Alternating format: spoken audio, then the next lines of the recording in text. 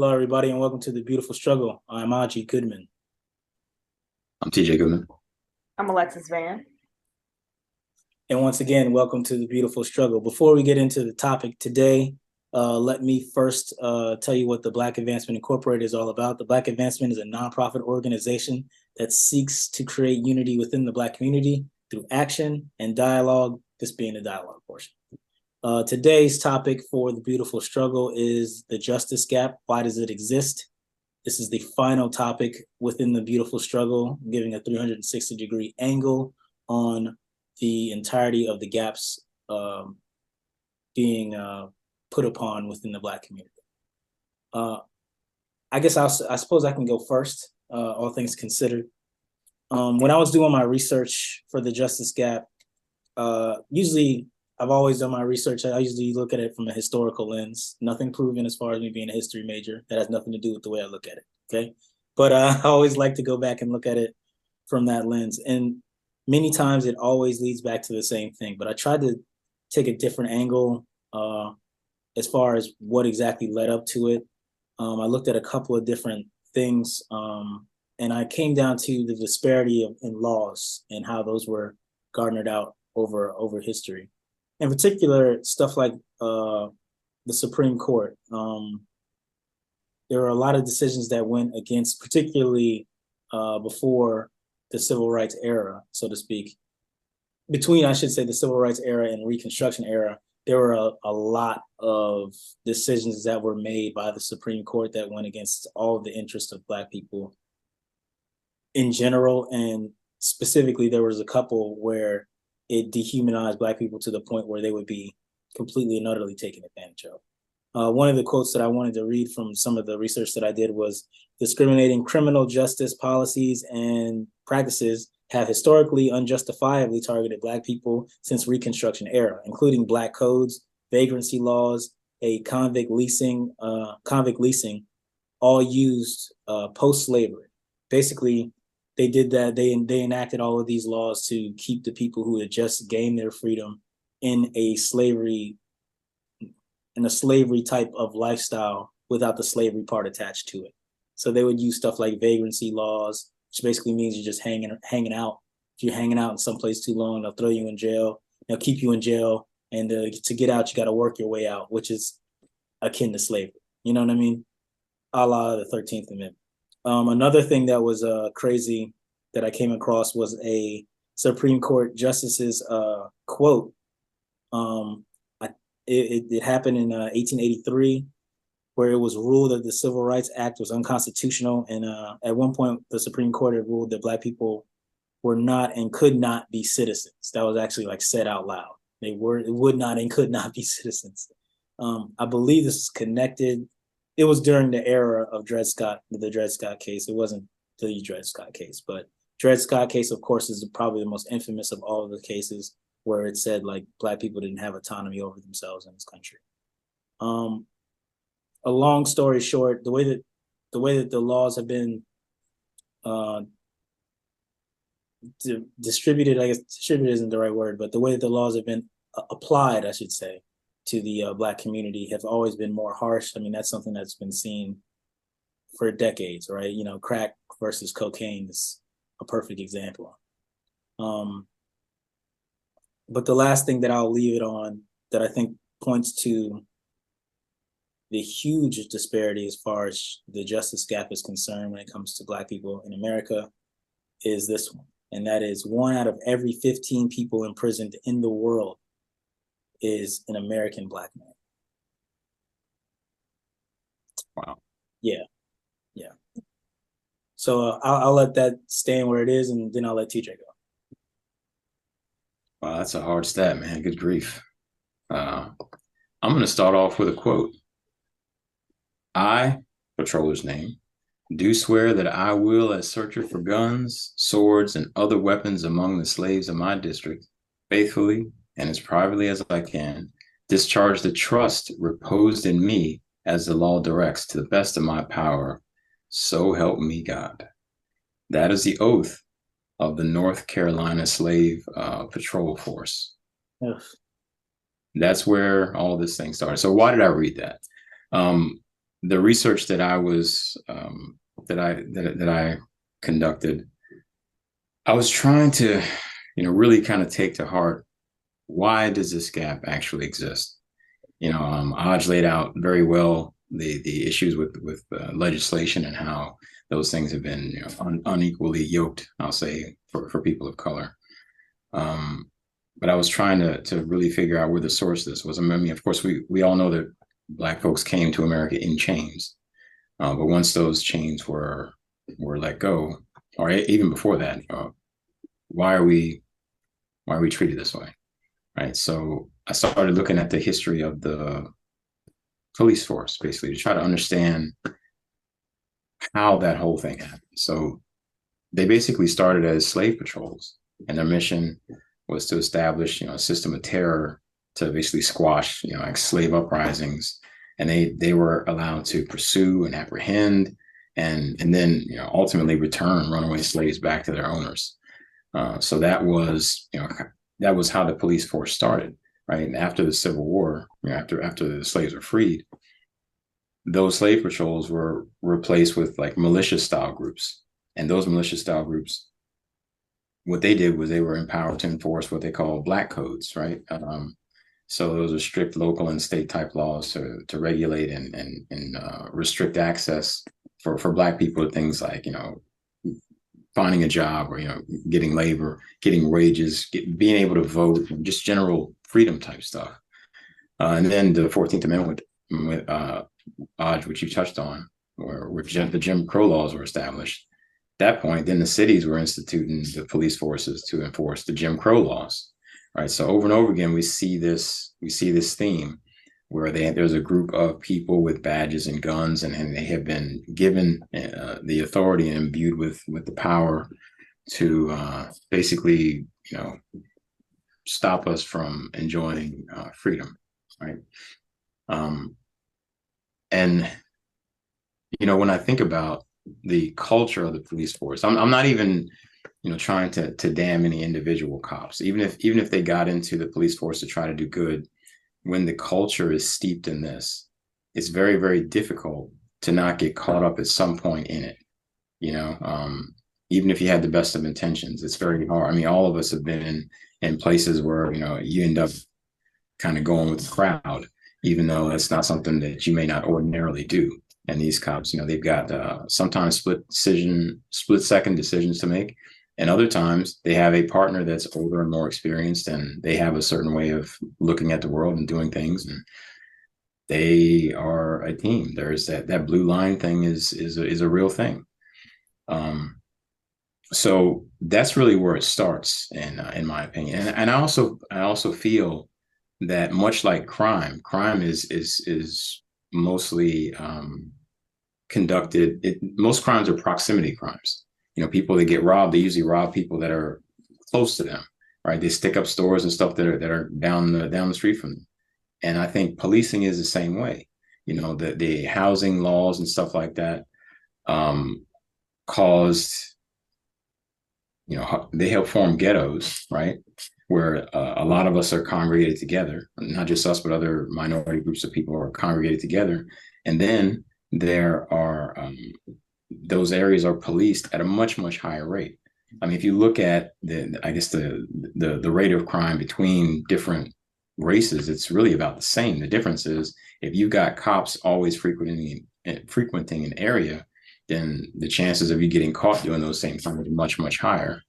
And so I think policing, much like crime, is kind of a proximity thing. The cops are there, so these interactions happen, and we ended up getting arrested a whole lot more frequently than others.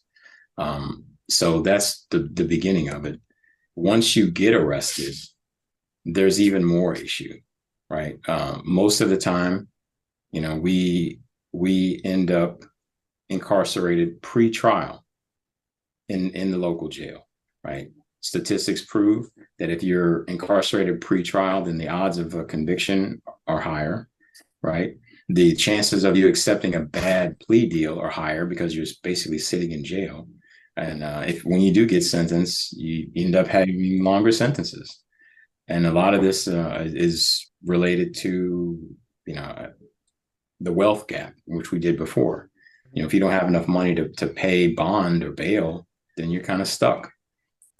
And that also implies that you don't have access to, I'll say, top-notch legal representation.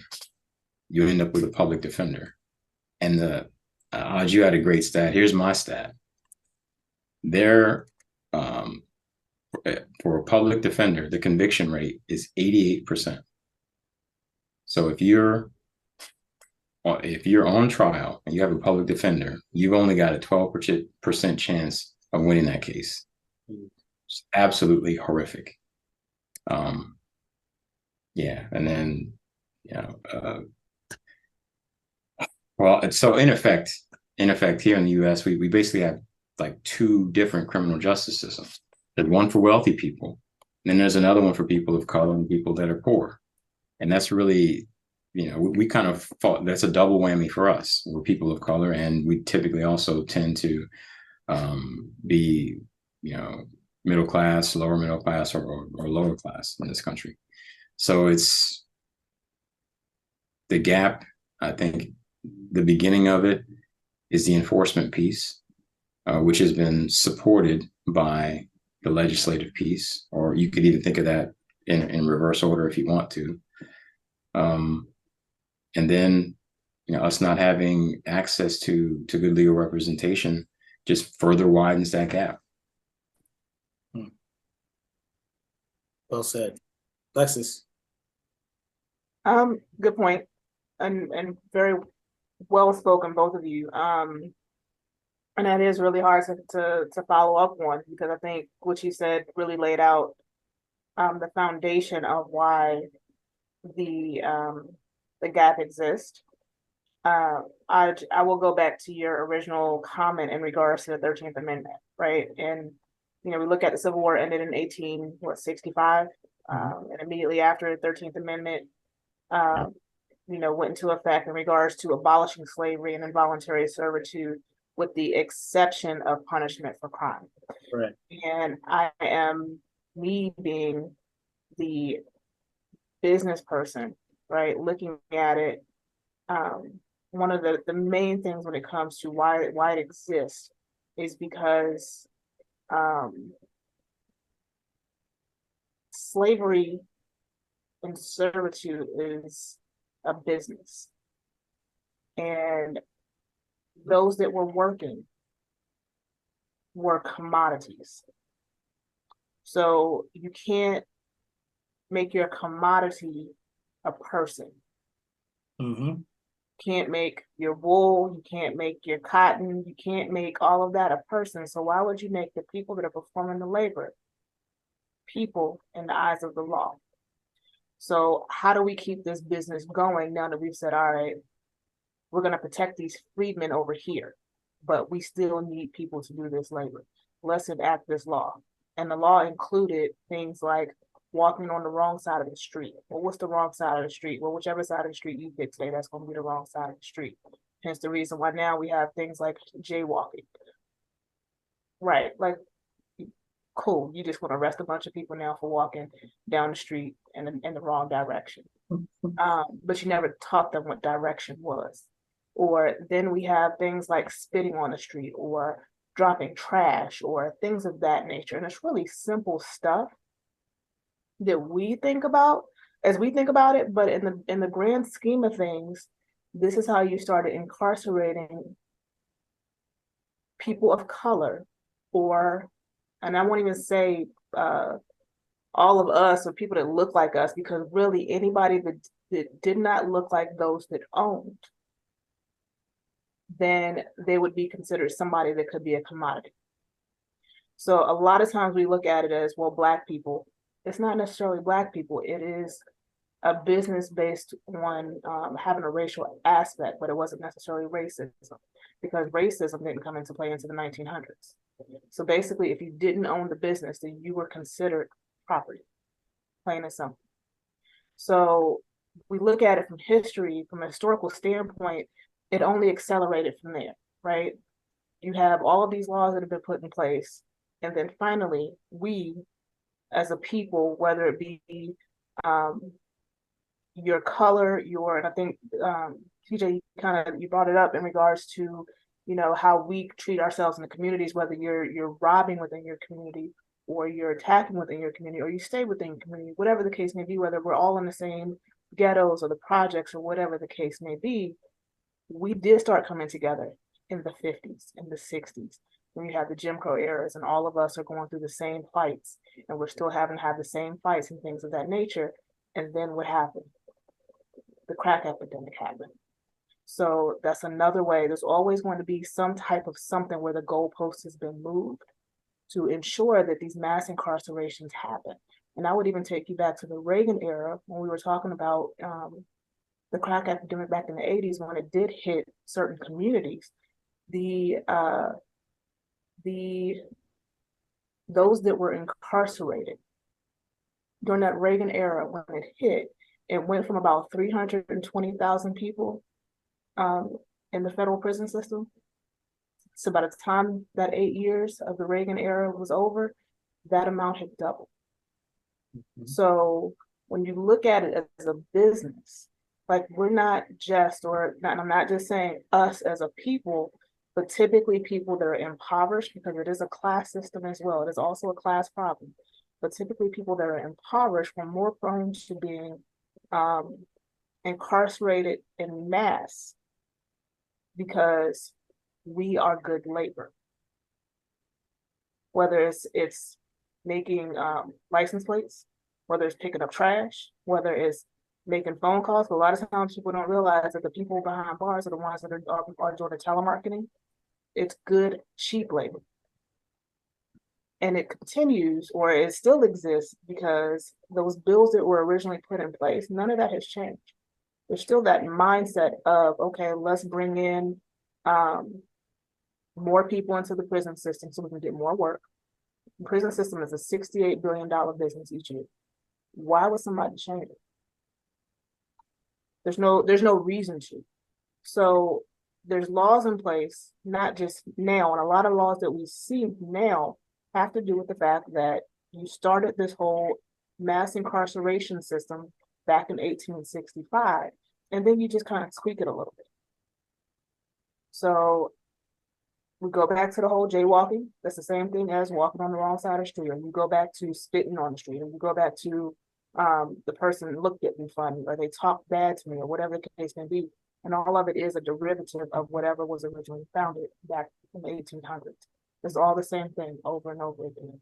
So this is why we have this system of capitalism that's built off of a racial factor.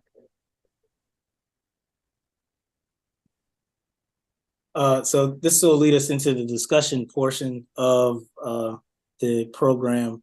I want to push back on something that you said. No, because I think, and me being honest, I suppose I'm a little biased in terms of the way that I look at things.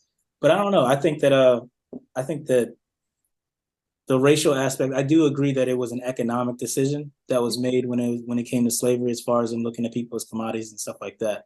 But it does not explain, at least to me, the hatred that followed on. I mean, this was something that was generational in terms of, being passed, you know what I mean? Like being passed down, as far as us being less than humans and us being less. And I could say that although other races, like for instance, the Asians helped build the railroads, and we know like the people from South America nowadays are doing a lot of the hard labor. Although there is a racial component to it, as far as them looking down on them. These other people were never, I would feel, as dehumanized to the point where they were seen as not only not citizens, but not human beings at all. And I think basically what I think is that race plays a much bigger role in the way that American society has broken down than even classism. And I know that there's an argument to be made for it, but for instance, right? Like, and we had talked about this a little bit, I think, in the wealth gap conversation, where it's like unions were originally started to keep these skilled black people, skilled keep black us up. And it's not so much, it's not, and I'm with you. I completely agree with what you're saying. I know what you're saying as well. So Yeah, yeah. I'm not gonna, because back then we didn't have a thing. It wasn't called racism, right. right? It really wasn't called racism until the 1900s, and we did not have. We didn't have. We couldn't verbalize what we were going through. We could call it injustice. We Mhm. could call it supremacy. I would definitely say that, because there was definitely that aspect of one race feeling superior over another. But to call it racism, like back then, there was no concept of racism or sexism or anything of that nature. Not that it didn't exist, we just didn't actually put words to it, You're right? saying the language of The language of, right? So Okay. there was, we as Black people were less than, Mhm. but we were also products. So therefore, if I'm looking at it from the business standpoint, then it's not just a matter of you're not human. Because remember, the whole concept of us coming from Africa was people trying to teach us better Christian values. And then once we learn how to read the Bible, then there's a problem. Like, you can't do that. You can't pray. You can't do all the Christian value things that they wanted us to do. So, I mean, you don't want us to play the game, but then when we learn the game, you move the goalposts. All right, cool. Right. So, and that's the thing, right? So let's call it for what it is. It definitely was racist. There's an aspect of for us being an issue. And I mean, there's so many things that we can get into here in regards to the different things and why certain things exist. I even look at the justice system when you talk about abortion. The whole issue is that we as Black women were supposed to be breeders for years. Mhm. But then the moment that we kept breeding more than white people, that it became an issue. So then you start putting all these laws and we become baby mamas and everything else, whole new terms that weren't there before, the 80s or whatever the case may be. Well, if that was the case, then you shouldn't have been locking up Black men in mass incarceration, so that we were there by ourselves, raising other Black men to be more. Well, but is that a mistake? Because I don't think. Oh no, it's all by design, right? Yeah. So let's call it what it is, right? And we keep putting terms and all this urban vernacular around it, but ultimately what it is to lessen our experience and to label us. So we're in agreement on how it is and what it is and all this other stuff. I think it's more so just a matter of the language that we put around it and why certain things went into effect, right? Because you didn't want us to not be enslaved. Because as long as we were enslaved, then you could use us as free labor. Yeah, it's definitely economic. Yeah, it's right. definitely economic. So, and that's what I'm looking at. Yeah, but I think it was also like when I go back and read some of these books and all that stuff, they have this phrase that they use over and over, and that's a way of life. Right. Phrase. Yeah. Like that's the one that hits me. I'm sorry, TJ, we've been monopolizing this. It was a great conversation. Keep going, bro. I'm good. No, but I mean, like, honestly, like that's the way that I look at it, because it was like it was one thing to take people's money as long as a white person could still say that they were the boss of a Black person. Mm-hmm. They didn't care how much money they had. Nope. It was about a way of life. And I think that when you start enacting things like the Reconstruction era really pissed a lot of them off because of that, which would in turn have them do all kinds of crazy things to strip them of all of these rights. I mean, honestly, the remnants of all the things that they did to end the Reconstruction era and put in the Jim Crow / Ku Klux Klan and all that stuff, all that era, the Jim Crow, era is probably the best way to say it, and segregation era. All the things that they did in that, we're still dealing with the remnants of that right now, a la January 6th, but yeah.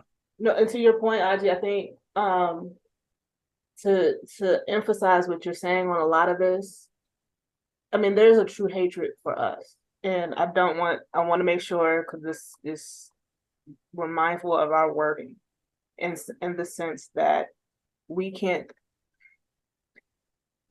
diminish what other races have gone through. So right. I want to make sure we're clear on that. but I don't think in American history, Hmm. I don't recall seeing this type of behavior that we've experienced. But that's not to say that Asian or Hispanic races haven't gone through anything Oh similar. yeah, There's just a documented long history of what yeah, we've gone through. Um, and we have to be mindful, people have to be mindful that um, it's, I'm trying, you know what, and as I think about it, because it's there's a hatred for us just because, and that, and that's the, right, that's you know, the thing, right? Like right, you there's a said, no, you hatred for can't us. even. And what kills me is because it's a hatred by one group, it gives other groups that look like us permission to hate us as well. Okay. And that's very problematic, right? Yeah.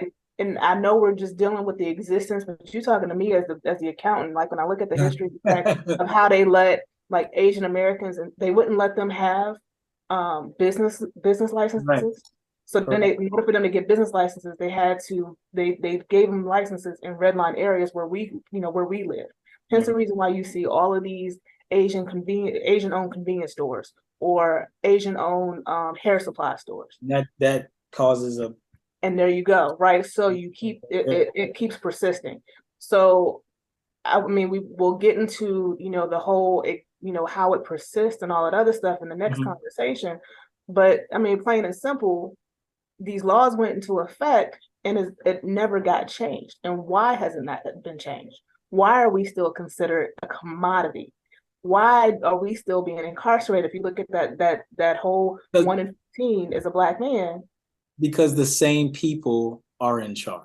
and there you go. But here's the thing, it's a propaganda because we keep voting for the president as a vote Well, instead of voting for the state legislators and voting for the congressmen and yeah, voting in it, the people that are actually pushing the bills through. All the president is doing is signing.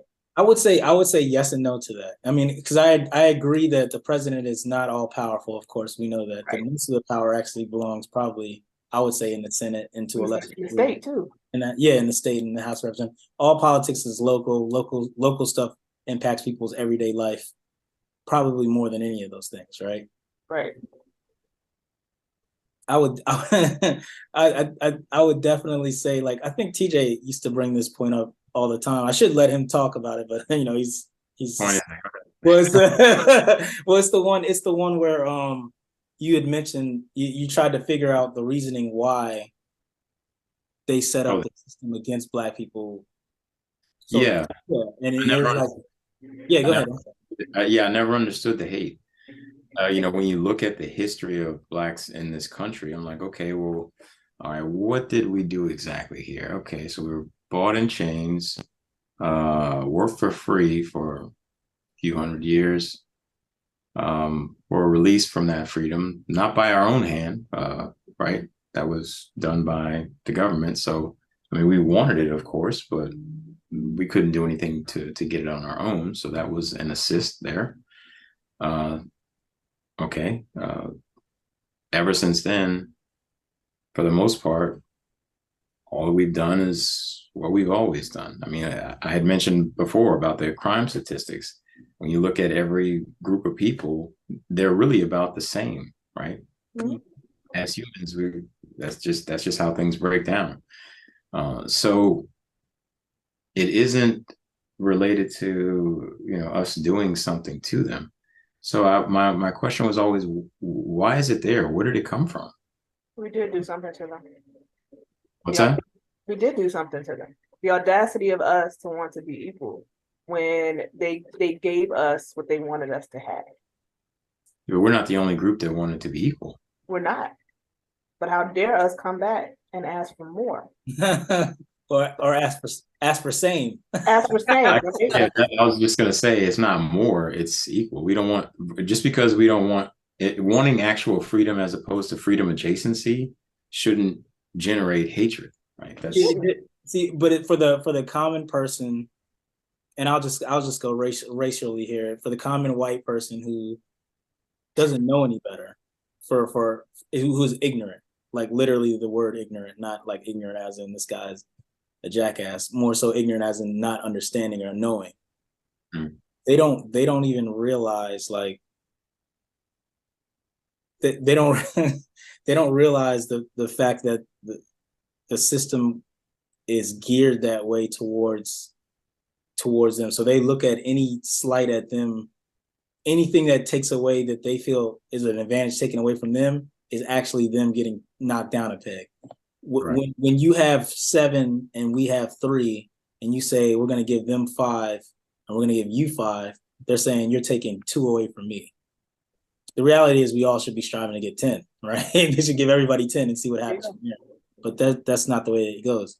And something that you were saying, Alexis, as far as the laws not changing and the things of that nature not changing, Martin Luther King, I felt like said it better than anybody else. And he was like, you know, is it liberal whites? Is that what it was? Was it liberal whites? I think. He was basically saying they're worse than the racists because they want change at a snail's pace that doesn't make them uncomfortable. Like, and change is going to be uncomfortable, and they want everybody to be quiet and be docile and get it, knowing that the only way that you get stuff in this country is by being loud and ridiculous and difficult. So I don't know, man. I just, you know. There you go. Chris Rock, what was the joke?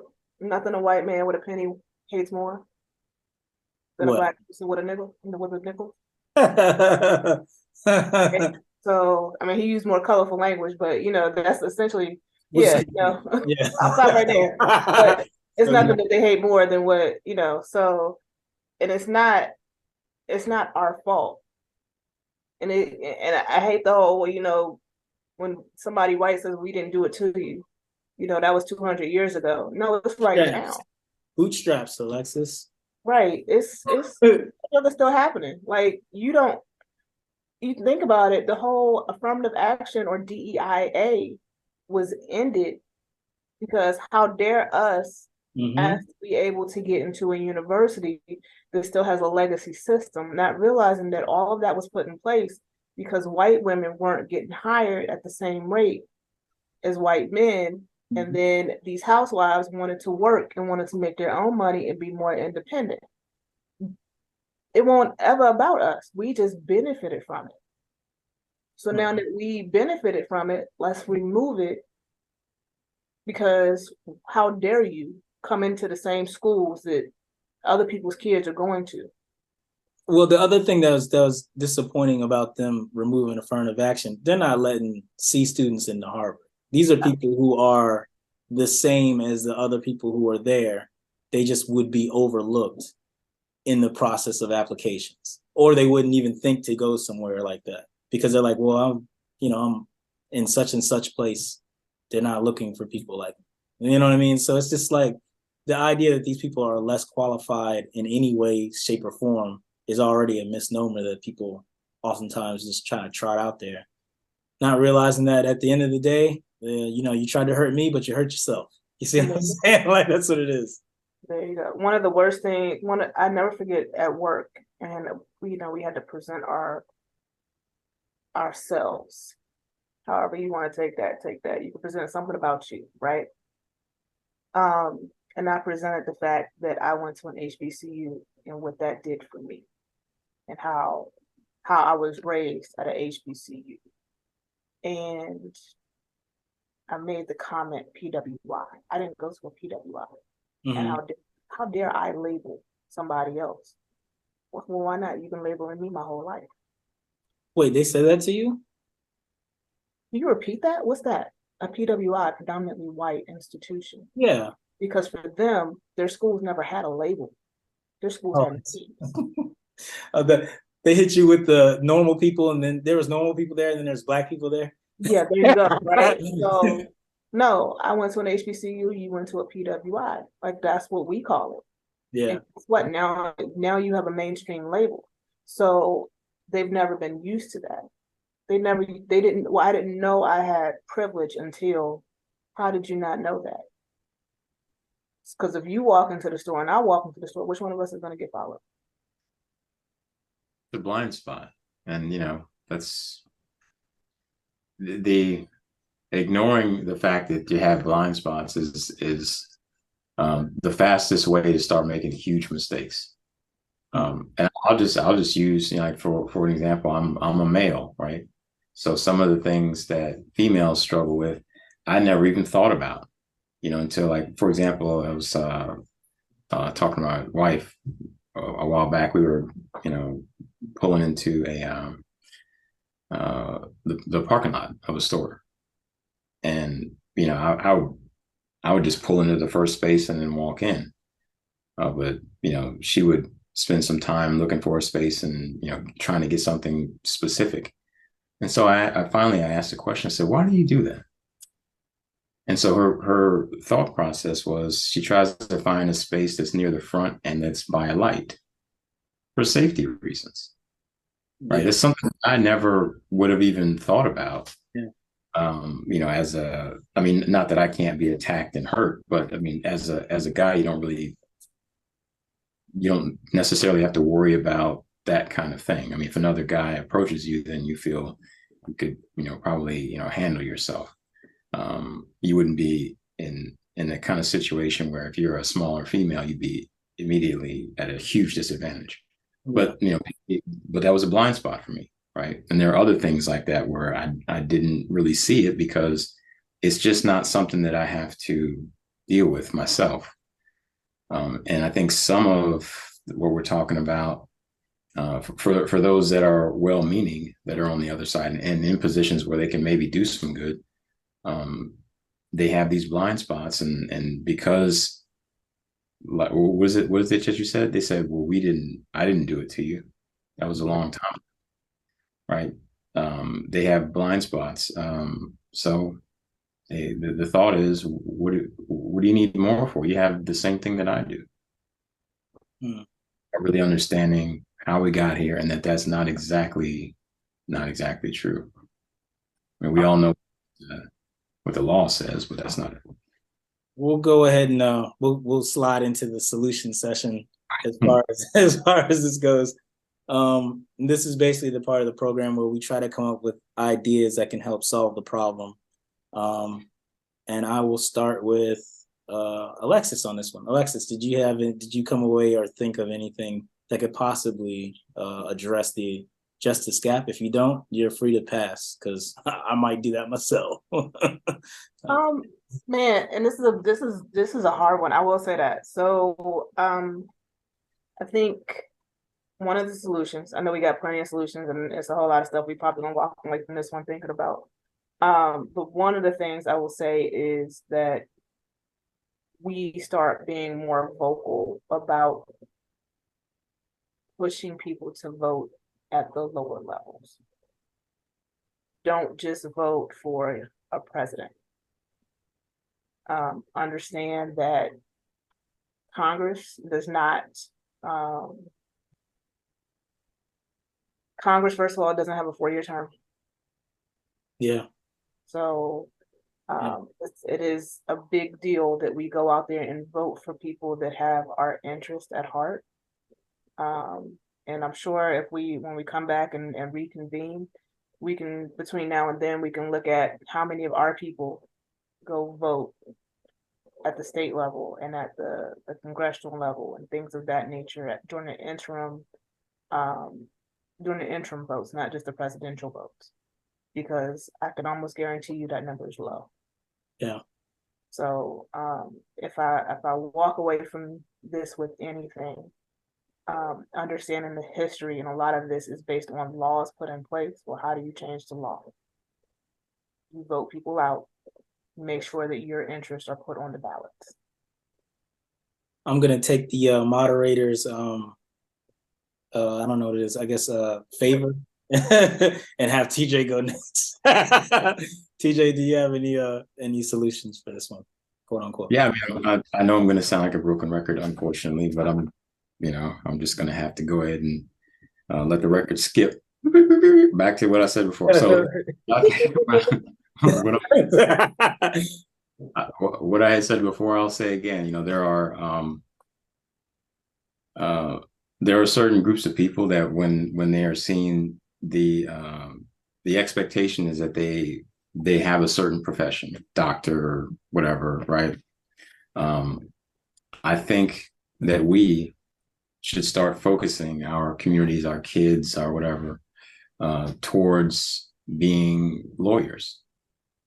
Because part of the issue is, you know, if a police officer does happen to be maybe not on the level or something, he has enough sense to know that there are certain kids that you can't mess with because of who their parents are, right?